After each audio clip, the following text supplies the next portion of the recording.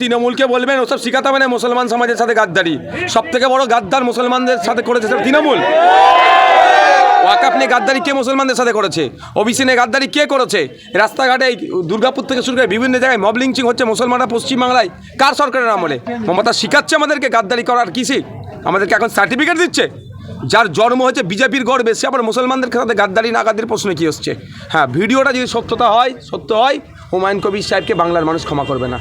আমরা কোনো মতেই বিজেপি বাংলায় দাঁত ফুটাক, এই রবি ঠাকুরের মাটি, নজরুলের মাটি, রামমোহনের মাটিতে কোনোভাবে আমরা মানব না।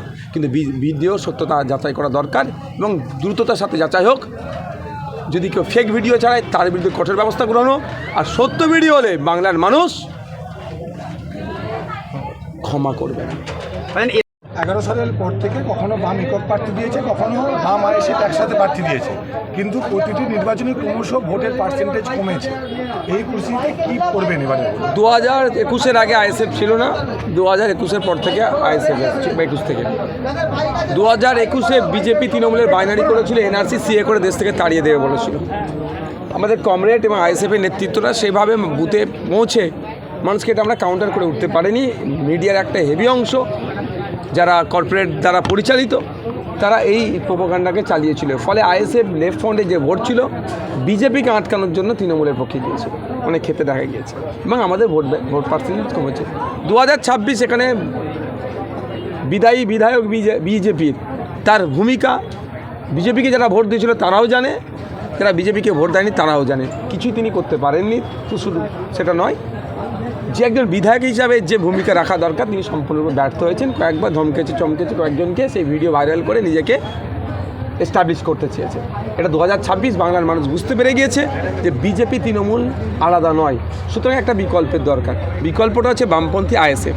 তাই বামেদের সমর্থনে আইএসএফ এখানে খামচিনে প্রার্থী দিয়েছে। আমাদের সাদ্দাম হোসেন ভাই দাঁড়িয়েছেন, বামেদের পূর্ণ শক্তি নিয়ে আমাদেরকে সহযোগিতা করছেন, আমাদের পূর্ণ শক্তি নিয়ে ঝাঁপিয়ে পড়েছি। এবারে রেজাল্ট 2021-এর রেজাল্ট হবে না, এবারে রেজাল্ট বেটার হবে।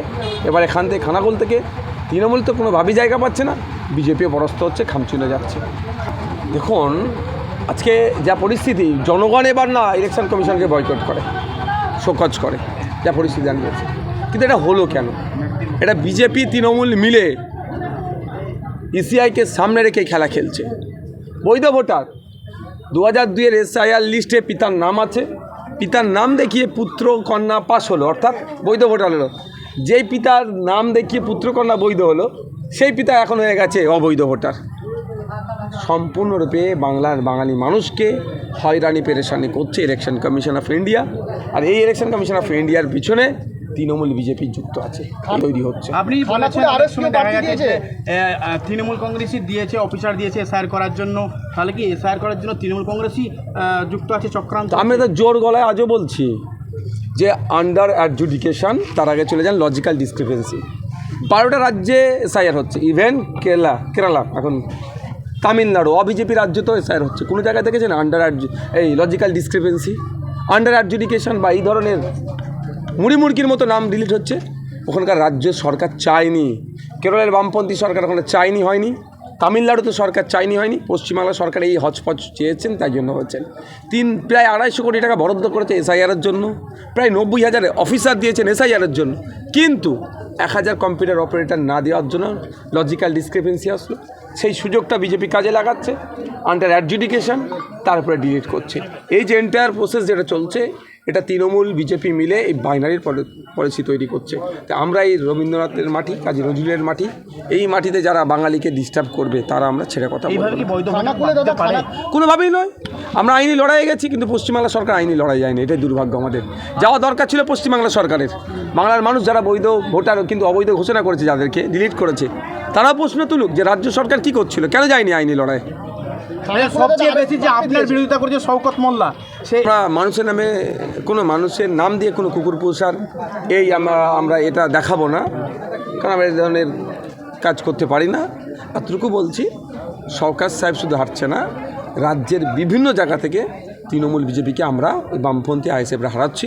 বিধানসভায় যাচ্ছে সাদ্দাম হোসেন, বিধানসভায় যাবেন বিকাশ রঞ্জন ভট্টাচার্য মহাশয়, বিধানসভায় দীপশিতা দি, মীনাক্ষী দি, প্রিয়াঙ্কা বর্মন থেকে শুরু করে বিশ্বজিৎদা থেকে শুরু করে নওশাদ সিদ্দিকী, ক্যানিং পূর্ব থেকে, অর্থাৎ এবারে 148-এর ফিগার জোট একটা কথা বলি, আমি বলছি উত্তর দেবো, আমি একটা কথা বলে এতটুকুই, লোকাল তৃণমূলের যে কথা বলছেন তারা আর কোনো ইস্যু নাই আমাদের প্রার্থী সম্পর্কে, আমাদের বামেরা যারা এখানে সংগঠন আমরা তৈরি করছি, কোনো ইস্যু নাই বলা। 5 বছর ধরে কি ঘাস কাটছিল? 5 বছর ধরে আমরা মাঠে ময়দানে থেকে এনে কাজ করে গিয়েছি।